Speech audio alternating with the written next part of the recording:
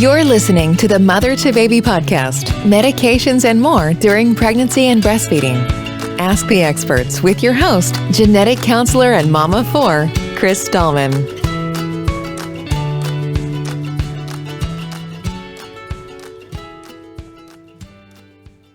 Welcome to another episode of the MotherToBaby Podcast. My name is Chris Stallman, and I am a genetic counselor. I'm a mom of 4. And I am a teratogen information specialist. So in case you're new to the program or need a refresher, when we talk about teratogen information, people are asking us about exposures during pregnancy, breastfeeding, before pregnancy, and in cases of adoption. And what they're asking is, is what I'm taking or what I'm doing somehow going to affect my pregnancy or my child? And when we think about exposures, we at MotherToBaby think about everything. So it could be a virus, it could be a vaccine, it could be a medication, it could be a specific type of food like fish, for example. So there's lots of different things that we talk about. And here on the podcast, we do like to keep a variety of topics on hand. Today on the show, we're going to talk about a variety of topics. And we have a caller from Connecticut, Jamie. Hi, Jamie. Are you there? Hi, I'm here. How are you? I'm great. Thank you for being on the show today. How are you? Well, thanks for having me. I'm doing well. Thank you. So what questions do you have for us today? So I have 2 questions. My first is, I'm pregnant. I'm almost 26 weeks. And in light of the summer coming and mosquitoes and all that go along with it, I'm just wondering, is it safe to use bug spray with DEET in it for the baby? What a great question, and so perfectly timed, as the weather is getting warmer and the summer months are coming. So we start out by telling everyone that every pregnancy has a 3 to 5% chance of having a birth defect, regardless of other factors. So regardless of how old you are or if you take any medications or have any other exposures. And DEET is an active ingredient found in many common brands of insect repellent. They can contain different concentrations, so some can contain 10%, 25%, sometimes up to 99%. And DEET is the most effective and the most well-studied insect repellent on the market. It's particularly good at preventing mosquito bites and tick attachments. MotherToBaby has a fact sheet specifically about DEET on our website, and it does give a little bit more information about concentrations and some tips on how to use DEET properly. But Jamie, to answer your question specifically, the benefits of using DEET during pregnancy may outweigh any possible risks. When used properly on skin or clothing, DEET protects against about 90% of all mosquito bites and tick attachments. And that can be really helpful in minimizing exposure to insect-borne illnesses. So things like malaria, Lyme disease, dengue fever, yellow fever, Zika virus, and the West Nile virus. And the reason we'd like to minimize people exposures to those illnesses is because any of those illnesses during pregnancy can be serious enough to have harmful effects. And that's something that we would like to minimize and hopefully avoid. The information about the use of DEET during human pregnancy is somewhat limited. So when that's the case, a lot of times what we also like to look at are any studies that were done in pregnant animals. And while, certainly humans aren't experimental mice, sometimes animal studies can give us some helpful information. Most studies in pregnant animals have not found an increased chance in birth defects, even with very high levels of DEET exposure. One study in human pregnancy suggested that a very specific birth defect called hypospadias was more common in boys who were born to women who used insect repellents during early pregnancy. Now, hypospadias is when the opening of the penis is on the underside rather than at the tip. And even though this was reported, the researchers who got this information questioned the mothers about their exposure about 2 to 6 years after the delivery of their children. And because so much time had passed from the actual exposure to the time that they were asked about it, it makes it hard to know, was it the insect repellents? Was it other factors or other exposures that may have caused this increased chance for hypospadias?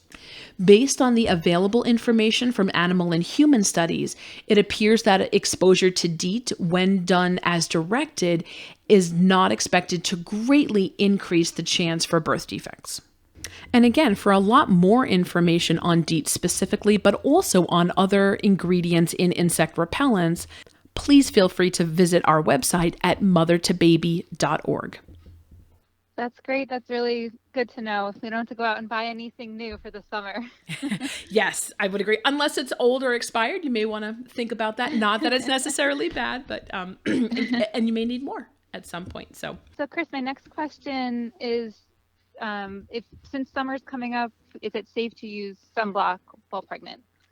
Excellent question. Jamie, I got to ask, are you going on vacation? Are you just itching to get outdoors? Well, since we live on the shoreline, we're going to be hopefully at the beach quite often this summer. Oh, awesome. Very cool. Hopefully a lot different, hopefully a lot more pleasant than last summer, I'm sure. So this is actually one that we also get a whole lot, especially here. I'm in the Southwest, and my goodness, it's almost like eternal summer here. It's summer all the time. And there's lots and lots and lots of sunscreen exposure out here because there's lots of sun. So the FDA, the U.S. Food and Drug Administration, regulates sunscreen ingredients, and that's so they can know about, is it effective? Is it something that's going to be harmful in some way? They're currently updating their requirements. So hopefully we'll be getting some updated information soon. Not something necessarily that may change or be different, but just keeping current, with the information that we have. In general, sunscreen is recommended for use. So not by itself, but with other sun protective measures. So, long sleeves and hats and things like that in order to protect the skin. So in general, it is going to be recommended. But what about pregnancy itself? Well, they don't differentiate. They don't say, make sure that you use sunscreen unless you're pregnant. In general, it's something that's going to be recommended for everybody. There are two types of UV rays that can cause skin damage. So you can have UVA and UVB. Sunscreens that protect against both types are called broad spectrum. And, as with so many topical products that go on the skin either for beauty or cleansing, there's many different active ingredients in the sunscreens that are sold in the US. But there have been some recent studies that have found that the absorption of sunscreen chemicals through the skin does happen in small amounts. And so even though they haven't been well studied, they also have not been known to have any type of negative effect either on a pregnancy or while breastfeeding. But you do want to be careful because sometimes some products have other ingredients that don't necessarily need to be in there for sun protection. So things like CBD oil, for example, is something that's in some products that have sunscreen. So that's really just a reminder to read the label.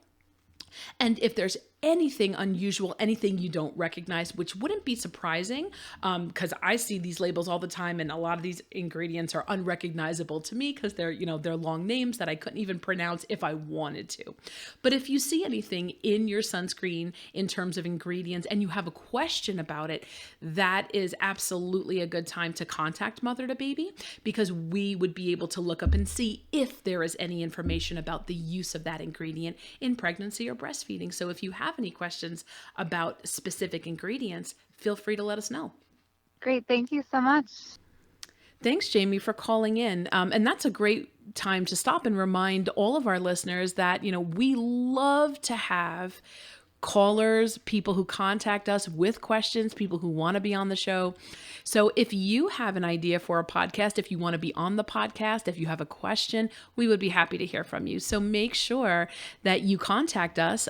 You can certainly call us. You can email us at contactus@mothertobaby.org, or you can also visit our website for all the different ways to contact us, which we will remind you about at the end of the cast.